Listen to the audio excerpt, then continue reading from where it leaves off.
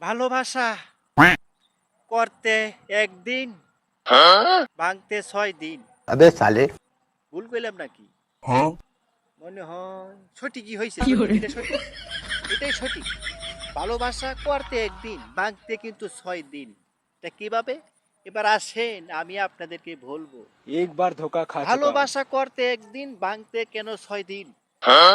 আজকে আমি এটাই আপনাদের মাঝে বলবো, আপনারা শুনবেন। ভালোবাসা করতে একদিন ভাঙতে কেন 6 দিন। शाबाश बेटा। এতদিন আপনারা শুনে আসছেন যে ভালোবাসা ভাঙতে একদিন করতে 6 দিন।